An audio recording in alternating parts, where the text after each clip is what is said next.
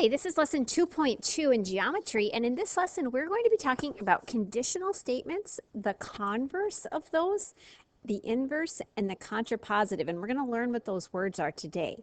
So first of all, let's talk about a conditional statement.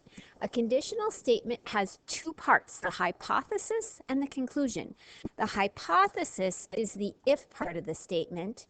The conclusion is the then part. So let's look at some examples here. If my temperature is 103 degrees, then I have a high temperature.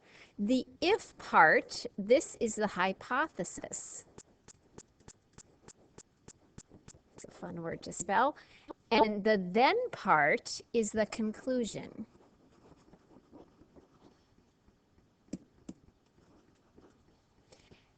So a conditional statement, what that does, it says that if A is happening, the A part, then the B part is happening. So if A is happening, then you know the B is happening. So if my fever is 103, then I know that I have the high temperature happening. The converse would be when you switch the B and the A part. So if I switch the B and A part, it would say, so this is writing it in a different way, it's called the converse. It would say if I have a temperature, then my temperature is 103 degrees. Now, converses, conditional statements, they have what we call truth values. And they're either true or false. Now, if they're true, they have to be true all the time. But if you can show a contradiction, then we would say that the whole statement is false. So when we write the converse of this particular statement, it says if I have a high temperature, then my temperature is 103 degrees. I want you to think about that. Is that true in every situation? Well, hopefully you look at that and you say, well, no, because if I have a high temperature, it could be 105 degrees. So having a high temperature doesn't necessarily mean that it's at exactly 103 degrees. So the converse in this case is false. The conditional statement, the way that it was before, if my temperature is 103 degrees, then I have a high temperature, that would be a true statement. So now this is not on your notes, but the study of if-then statements and their truth values is the foundation of reasoning, okay? So a conditional is an if-then statement. The hypothesis is the part P following if, and the conclusion is the part Q. So I said A and B before. Sometimes they use P and Q when they're talking about if-then. Now there's a symbol, it's a little arrow.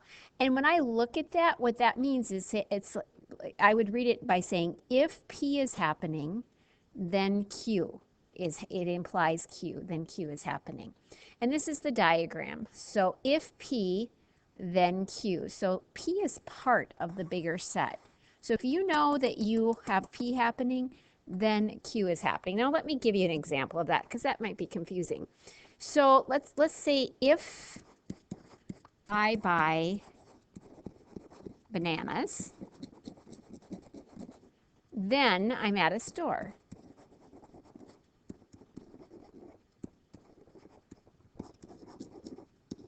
Okay, so here's the thing. The then part is this. So I'm at the store. What are the things that I maybe buy at the store? Well, I might buy milk. I might buy bread. I might buy bananas. So buying bananas is an activity that I do in the store. So if I buy bananas, where do you know that I'm at? I'm at the store. What are the hypothesis and the conclusion of the conditional? So it says if an animal is a robin, then the animal is a bird. So if an animal is a robin, that's the if part, so that's the hypothesis. Then the animal is a bird. I go back to my days of working with sentences and underlining the subject and the predicate. But then, the then part is the conclusion. All right, and so in the drawing, if you have a robin is a member of the bird family.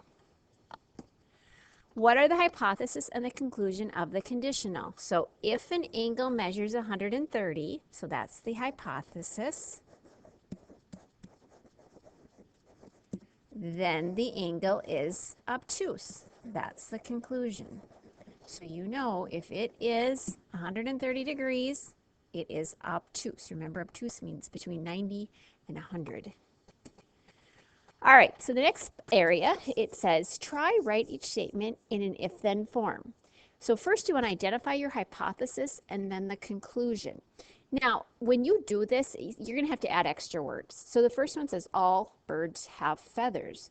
Well, the hypothesis then is if an animal is a bird, the conclusion would be then it has feathers. So here's how we would do that. If an animal is a bird, then it has feathers.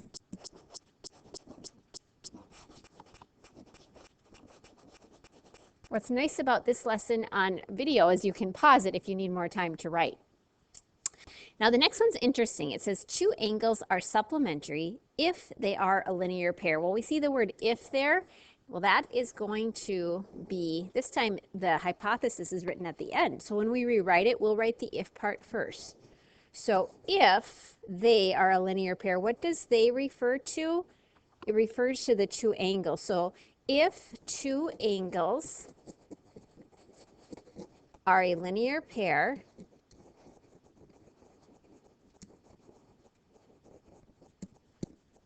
then they are, does it say? They are supplementary.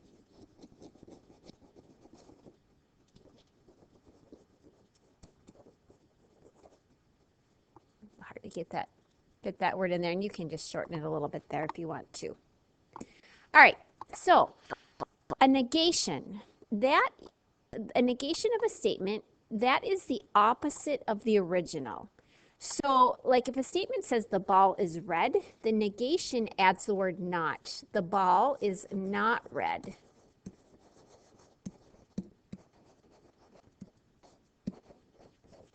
So a negation adds the word not.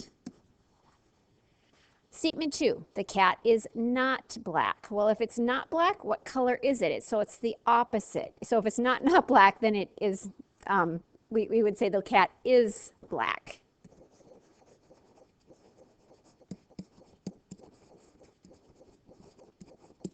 So it's the opposite of it.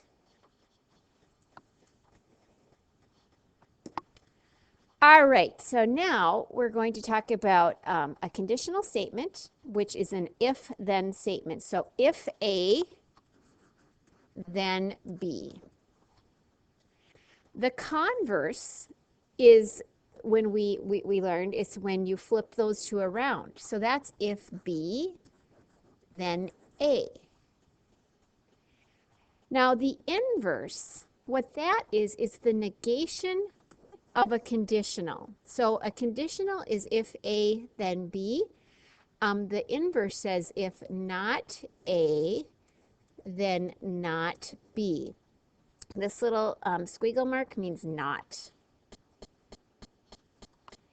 And the contrapositive, that is a negation of the converse. And that says if not B, then not A. All right, so let's write an example of this. So this one says, the conditional statement says, if you are a dancer, then you are an athlete. Now, in my family, I had girls that were dancers, and my husband was a football player. And so they always teased each other about who was stronger, dancers or football players. And let me tell you, those girls, they got to be super strong, and they were very athletic as dancers. When they would wrestle, they gave a really good fight with their dad when they were younger. So, but they always teased each other about that. So if you are a dancer, then you are an athlete. So the if part is the A, if you are a dancer. The then part is you are an athlete. Okay, is that true or false? Well, yes, that's definitely true. If you know people who are dancers, they are very strong. The next would be the converse. And what that does is it flips the A part and the B part. So instead of saying if then you're an athlete, it changes it to if you are an athlete, then you are a dancer. So it just flips the if and the then. That is the converse. And what you want to do is you want to look at that and say, we want to get the truth value. Is that true or false? Well, if you're an athlete, then you are a dancer. Well, that one is not necessarily true. It has to be true in every case when we're talking about truth values. You could be an athlete and you could be a swimmer. You could be an athlete and you could be a runner. You could be an athlete and you could be a football player. So this is false because it doesn't mean that you are always a dancer. I'm kind of a runner. That might be a little bit of a stretch, but I'm a runner, but I'm definitely not a dancer. I don't have any rhythm whatsoever. So this is false. Next, we are going to take this statement, the conditional statement, and add not to it. So if you are not a dancer, then you are not an athlete. So this is, so if you're not a dancer, okay, so you don't dance, does that mean then definitely that you're not an athlete? Again, that is a false statement. If you are not a dancer, well, remember, you could be a tennis player, okay? It wouldn't be accurate to say that you're not an athlete. So next is we're going to take the converse. If you are an athlete, then you are a dancer, and we're going to put not into those. So if you are not an athlete, then you are not a dancer. So now think about that. You have to use reasoning here. If you're not an athlete, then you know you're not a dancer. Well, that would be true, because if you're not an athlete, it means you can't do anything active. So it would be true then to say that we know that you're not a dancer. So you'll notice the first one and the fourth one are both truths, and the second and third are false. We say that those are equivalent in truth values. So a conditional statement would be an if-then. So here's an example. If the measure of A is 15, then angle A is acute. So if it's 15, so if this is what you know, do you know then for sure that it's acute? Yes, so that would be true. And the converse would switch these around. So if A is acute, then the measure of angle A is 15. Now let's think about the truth value. So what you know is it's an acute angle. Would that tell you that it has to be 15? Well, no, not necessarily, because it could be 80 degrees and it would be acute. So this is false. Remember, to be true, it has to be true in all cases. The next one takes, remember these two go together, it negates the conditional. So if the measure of angle A is not 15, then it is not acute. Well, that's false because it could be 20, and 20 is acute, so this is false. The next one is the contrapositive, and that negates the converse. So if A is not acute, then the measure of angle A is not 15. So if you know that it's not acute, which means it has to be obtuse, well, then you would know that it's true that it can't be 15. See how we have to think about those?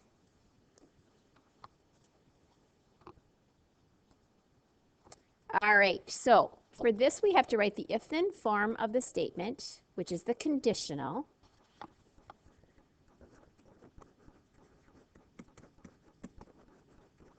And then we have to write the converse, the inverse, the contrapositive, and the contrapositive. And then decide whether each is true or false. So what you need to do here, guys, is you need to memorize the pattern. A conditional is if A, then B. The converse is if B, then A. The inverse negates the conditional. So that's if not A, then not B. And the converse negates, or the contrapositive negates the converse. So if not B, then not A.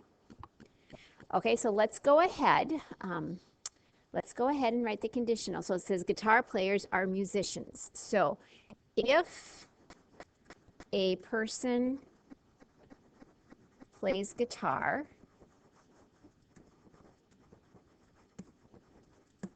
then they are a musician.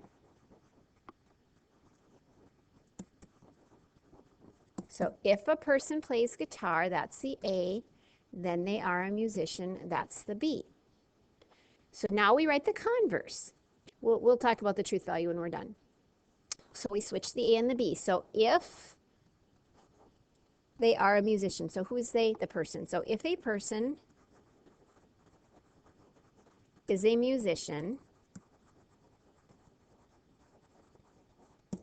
then they play guitar.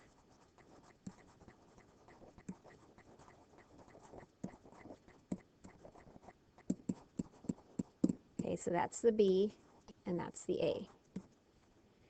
So now the inverse takes the A and the B and it negates it. So now we're going to say if a person does not play guitar,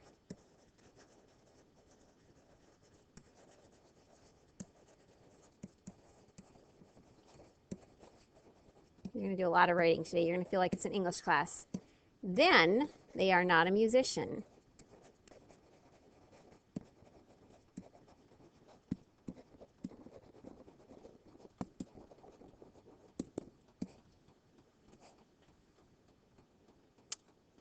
All right, so then we're going to do the contrapositive, which is not B. So if a person is not a musician,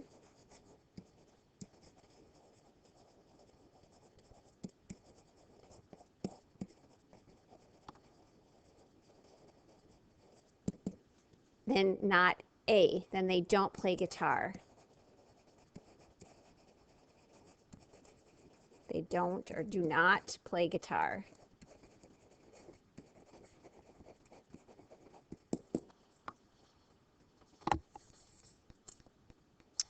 All right, let's talk about the truth value of each of these. So if a person plays guitar, then they are a musician. Well, that's true. They have a musical talent. If a person is a musician, then they play guitar. Is that always true? Well, not necessarily. I play piano. So if I'm a musician, I don't play guitar, but I play piano. So that's false. So if you are a musician, you might play a different instrument. Doesn't mean you play guitar. So the next one says if a person does not play guitar, so they cannot play the guitar, then they are not a musician. Nope, we said that just because they don't play guitar, they could play something else. So that one's false also. The next one says if a person is not a musician, so think about what that means. It means they can't play any instrument. Then they don't play guitar. Well, then, that would follow, okay? If they can't play any music or do any music, then it would be true that they don't play guitar. All right, and then we will do one more here, and then we're going to do some practice. So what are the converse, inverse, and contrapositive of the following conditional? If the figure is a square, so this is the if A, then B. This is the conditional. If the figure is a square, that's the A part, then the figure is a quadrilateral. That's the B part. Now we do the converse. That's the if B, then A. I'm recording a lesson here. If B, then A. And then after that, we're going to write the inverse, which is if not A, then not B. And then we're going to do the contrapositive, which is if not B, then not A. All right, so the converse then switches the B and the A part around. So if a figure is a quadrilateral, I'm going to write with a different color. If a figure is a quadrilateral, remember a quadrilateral has 4 sides, then it is a square. So if it is a quadrilateral, then it is a square. So we're just writing the converse. The inverse is not A, not B. So that is adding a not to this. So if it is not a square, if a figure is not a square, then it is not a quadrilateral.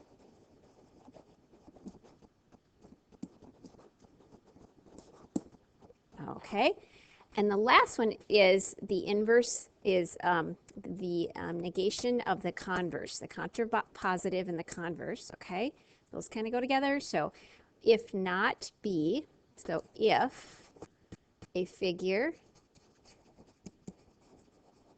is not a quadrilateral,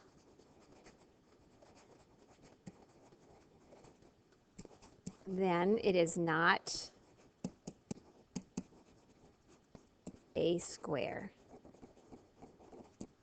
So again, if B, then A is the converse. If not B, then not A is the contrapositive. So let's talk about these, the truth value of these. If a figure is a square, okay, so think about a square, then it is a quadrilateral. That's true. The next one says, if a figure is a quadrilateral, then it is a square. Is that always true? Well, see if you can think of a counterexample. Right here, you have a rectangle. That's a quadrilateral, but it's not a square, right? So that's false. The last one says, if a figure is not a square, okay, so you know it's not a square, then it's not a quadrilateral. So if it's not a square, well, it could be this, right? It's not a square. It could be this, right? If it's not a square, if a figure is not a square, then it is not a quadrilateral. Well, let's see. You could have this. This is a figure that's not a square, and that's not a quadrilateral. So this one is false also. The next one says, if a figure is a quadrilateral, then it is not a square. So if it's a quadrilateral, if a figure is, I forgot a not word here, didn't I? If a figure is not a quadrilateral, so it's not a quadrilateral, so it means it doesn't have four sides, then you know it's not a square. That one is true. Okay? All right, so sorry about that. Add that not there, forgot that. All right, so that is how we do this lesson. That's we're going to practice in our assignment today. So like I said, you're going to be feeling like you're doing an English assignment because there will be a lot of writing. So we'll be writing conditional statements, which is if A, then B.